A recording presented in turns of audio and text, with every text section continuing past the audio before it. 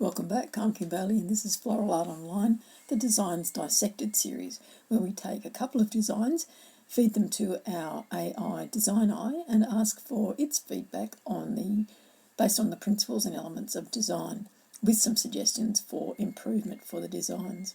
This week we have two designs, one that is a bench design called Contemplation and the other that was a floor-based design called Hidden Treasures.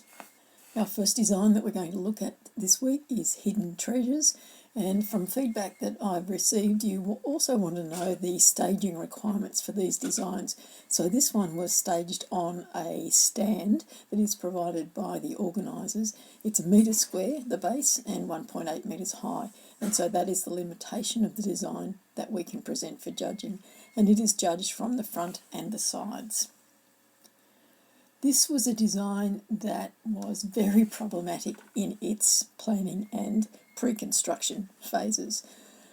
I determined that, in my mind, Hidden Treasures was something that you might discover when you were exploring, and so the first thing that came to my mind were the pyramids, and so I thought I would depict pyramids and the hidden treasures that you might find inside a pyramid where you're exploring in that way. That meant that I was going to be restricted in terms of the plant material. To keep it in line with an Egyptian or Middle Eastern type theme, I would have to use plant material that was common in that area and was recognised as that sort of material. So that means ferns and bulrushes and typha and roses. And I also determined at this point that I would like to experiment with paper, using paper and paper folding techniques. We had been allowed to use paper as a plant-based material, so it wouldn't be considered an embellishment in our designs, and so I thought, well, I'll do a bit of paper folding and make it into vases and make it that another element of the design.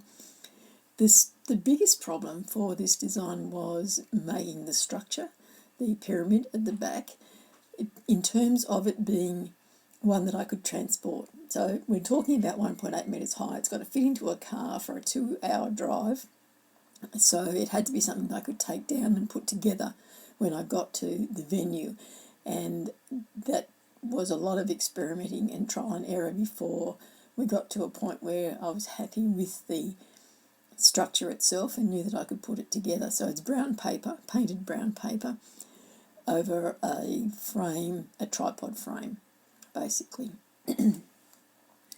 So in putting the design together, I knew that I hadn't really considered the space because I'd thought about everything being on the floor. I hadn't given enough elevation to some of the elements that were in it.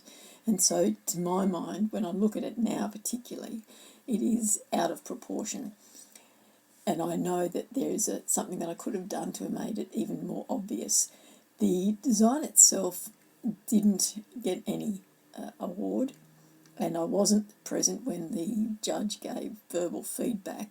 I did get the verbal feedback relayed to me by someone who was there, and the judge had no idea about the interpretation, simply didn't understand what the design was trying to tell her about hidden treasures. And that dumbfounded the person who told me the comment. It also dumbfounded me. But it reinforces something that we have to think about as designers. We have to understand that our interpretation is not always going to be the interpretation of the judge. And if you are putting designs on the bench or on the floor for judging, then you have to bear in mind that the simplest interpretation is probably going to be the one that's most commonly the reaction of the judges. So don't go for anything too obscure, don't go for anything too clever, unless you are simply doing the design because you want to extend and expand your design capabilities. So in this case, I've been designing for a long time. I don't enter these competitions purely for the idea of winning awards. Yes, it's always great to win something, and it's always great to have that acknowledgement and that recognition from your peers about the work that you're doing. But you have to get to a point where you are creating because you want to create something, because you want to extend your creative abilities. So that I just throw that in as something that you need to think about as you travel your floral art journey. So let's have a look at what DesignEye said to us about this particular design. Looking at line, first of all, the design includes vertical lines created by the tall, straight plant stems and the elongated triangular structure in the centre. These lines add height and guide the viewer's eye upwards.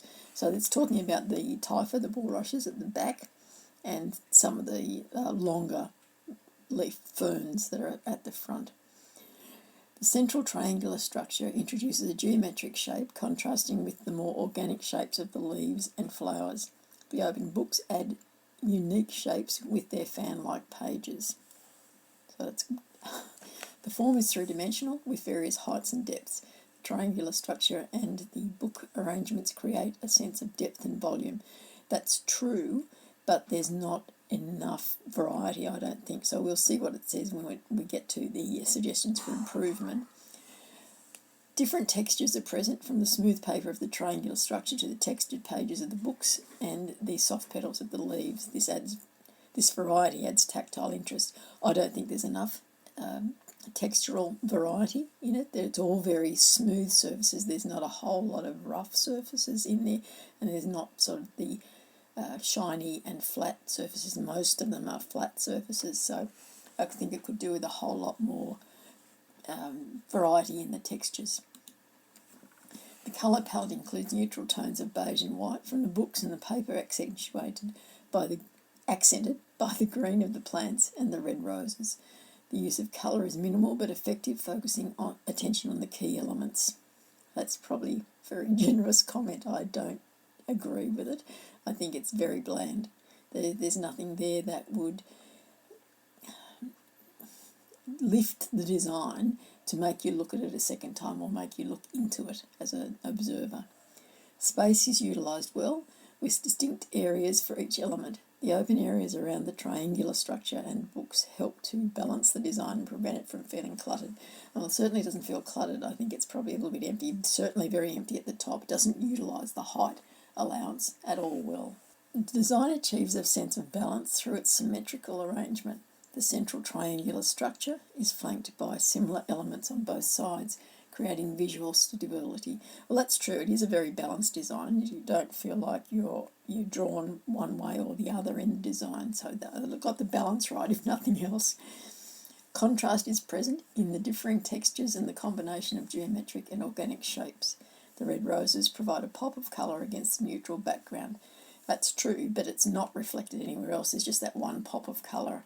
There is some little bit of colour in the top part of the pyramid with some autumn leaves, but it's not enough to draw your eye there or to feel like there's repetition.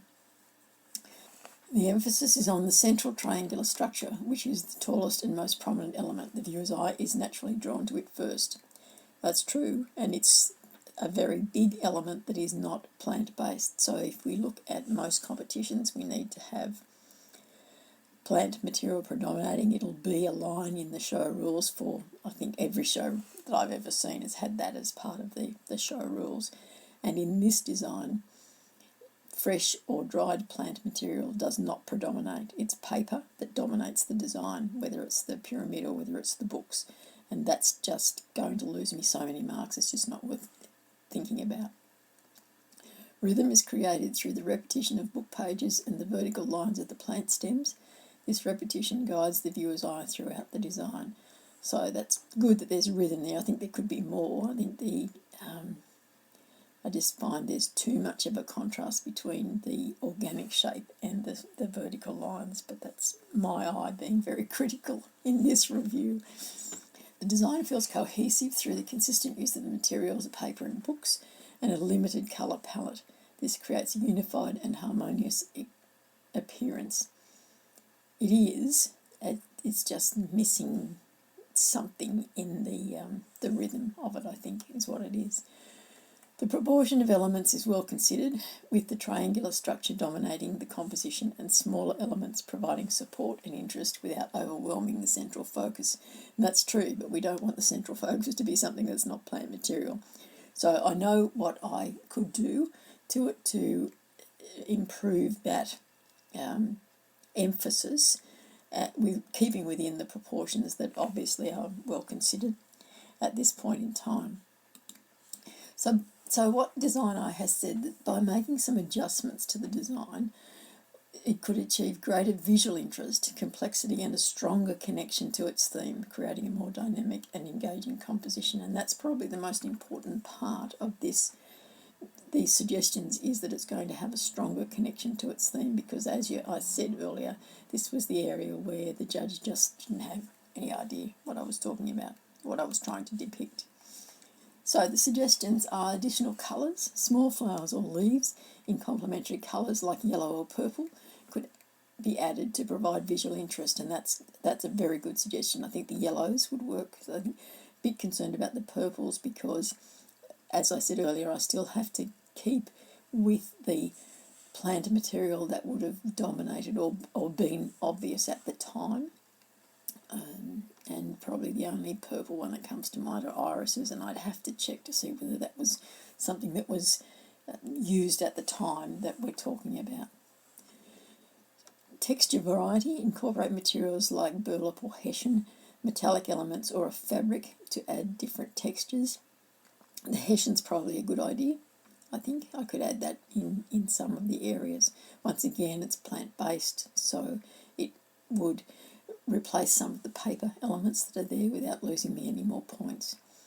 Integration of elements. Weave some of the plants through the books or attach small floral elements to the triangular structure to enhance cohesion. Now, this is the idea I had when I looked at this design in review, just as I was putting this video together, is that if I had vines or moss or lichens or something attached to the pyramid, so lichens or moss in between where the brick layers are, it would have brought the design together. It would have lessened the impact of that non-plant material element that's in the design. So that's very much what I would be looking at doing when I'd redo this design. Use of space. Add elements like stones, small plants or decorative objects around the base to ground the design. So what it's saying here is that this design, the structure, so the pyramid and all the elements around it, there's nothing to bring them together, so there's no base material. So if I'd had even sand underneath it, and so just in a wavy pattern so that everything was placed on the sand, not covering the whole of the base but covering most of the base, that would have brought it together and lifted it off the grey base. So at the moment it just looks like all these things have been placed on the grey base. So a very basic error that I've made there in terms of staging this design. Height and layers. Stagger the height of the plant stems or add additional layers to the book pages to create more depth and dimension. And that's, again, something that I was concerned about, as I mentioned earlier, in terms of using up the space, using the height allowance in the space. And so that's another thing that I would look at. So all very good suggestions, all ones that I can include. And one of the reasons that I put this design in to this series is to show you that, so number one, I don't always get it right, and number two, this using DesignEye can really help you to review a design that you know didn't work and you don't know why it didn't work, or you're not sure why it didn't work and you need some help thinking about how you could do it better.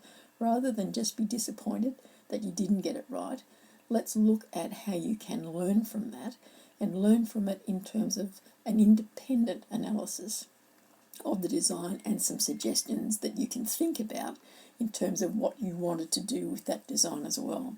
So there we have our Hidden Treasures analysis for this month. Let's now move on to our second design, which is Contemplation. This design is titled Contemplation, and it was staged on the bench with space allowed 60 centimetres and an unlimited height range judged from the front.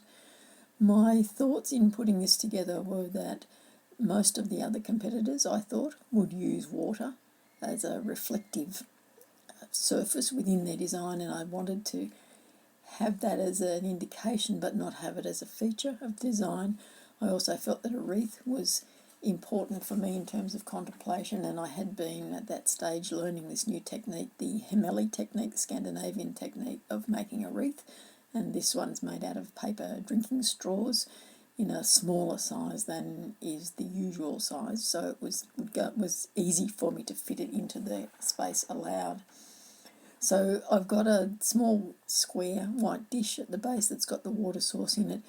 Got some conifer leaves in the base to base the design and keep the green and white theme going, which I thought was the most calming and contemplative colour combination I could have with the colour of the wreath that I had there. It's a single agapanthus flower head placed low into the dish that is the base of the design, with a little collar of gardenia flowers, some green kangaroo paw at the back of the design just to bring a little bit of texture and a bit different shape and to bring the colour up through the wreath behind, and then some flower buds from the agapanthus woven through one side of the wreath. So let's see now what DesignEye had to say about this particular design. It wasn't a design that was judged formally for a competition. It was used as a testing design for judges' training, and all of the people who were involved afterwards said that it was by far the most contemplative of the designs that had been presented to them and would have won had it been in a competition. Looking at line to start with, the design features both straight and curvilinear lines. The straight lines of the geometric structure create a stark contrast with the organic lines of the plant stems and flowers, and that's exactly what I wanted to happen. And so we have always to look at what is the dominant line in a design so that it doesn't confuse the eye or the judges when they're looking at a design. And so I've kept the shapes and the forms fairly similar, but I have made it so that there is definite lines within the design. The geometric shape of the Hermeli wreath provide a strong structural element that contrasts with the natural irregular shapes of the flowers and foliage. And as I said earlier, we've got a strong shape because of the way that the wreath is constructed, but its overall shape is reflected in the shape of the agapanthus flower that is in front of it as well. The form is three-dimensional with a prominent geometric wreath framing the softer, rounded forms of the flowers and leaves. This creates depth and interest. And even looking at the image, you can get an idea of the depth of the design simply because of the placement of the wreath and how the agapanthus flower head seems to fall out of a cascade from it down towards the foliage. The texture is varied with the smooth, hard surface of the geometric structure juxtaposed against the soft, delicate textures of the flowers and foliage. This adds tactile interest to the design. It's also about the smooth and rough, so there's the rougher looking texture of the foliage compared to the smoother textures of the flowers and the wreath. The colour palette is primarily green and white, creating a calming and serene effect. The white flowers stand out against the green foliage, emphasising their purity and simplicity. Exactly what I was looking for in terms of the colour palette used for this design. And to my mind, there's not anything else in terms of contemplation that would work as well. Certainly for some people, the pastel colours would work well, but for me, green and white and the clean finish that gives is far more calming and serene than anything else that I would be able to put together. Space is used effectively, with the geometric structure providing a frame that encloses and highlights the floral arrangement. The negative space within the geometric shape adds an airy feel to the design. So, as I've said all along in all of the videos, in terms of using space and negative space particularly, it is important in a design. It does form part of the design, so you can see that the space between the top of the agapanthus flowers and the wreath itself is still part of the design. It's not, you don't look at it as two separate parts of design, and the holes within the wreath, the space within the wreath, again, part of the design, particularly because I've got some plant elements within those spaces but not filling them completely. The design is asymmetrically balanced. The geometric wreath on one side is balanced by the dense cluster of flowers on the other. This creates visual interest without feeling off-kilter.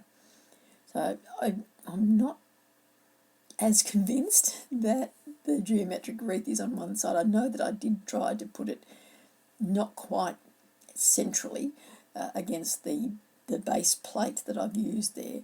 But if I draw that vertical line that I've talked about before, the imaginary vertical line down the centre of the design, it's pretty well half and half, between the wreath and the flower base.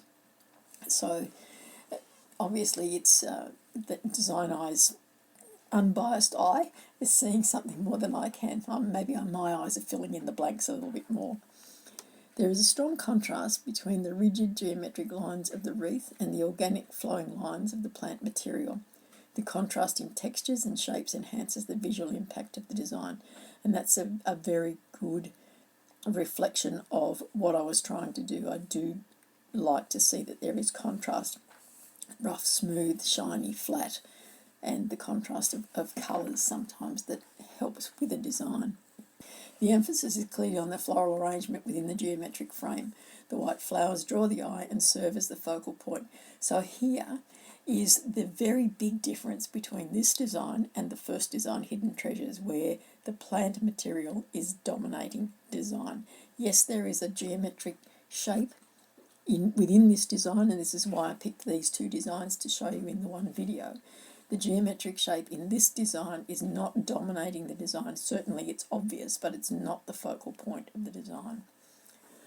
Rhythm is created through the repetition of the geometric shapes in the wreath and the repetition of similar flowers within the arrangement. This guides the viewer's eye throughout the design. So there is a lot of rhythm in this design. It's a combination of those shapes, the geometric shapes, as it has been said here, but it's the flowers, it's the form, and all of it brings you completely around the design. There's nothing that draws you away from the design or takes over looking at the design, even though the agapanthus flowers are quite strong and dominant in terms of the emphasis. You still look beyond them to the frame that is behind them. The design feels cohesive through the consistent use of green and white colours and the harmonious integration of geometric and organic elements. This creates a unified and harmonious appearance as well, I guess. The proportion of elements is well considered, with the geometric wreath providing a large framing element and the floral arrangement providing detailed focal points. This ensures that the design feels balanced and proportionate, which is good. But I probably have a little bit of hesitation about the size of the agapanthus flower head itself, and perhaps I would have taken off some of those more open flowers and left a lot more of the buds, just to bring the dominance, the sizing of that down a little bit. But if it's not saying it's out of proportion, I shouldn't second guess it.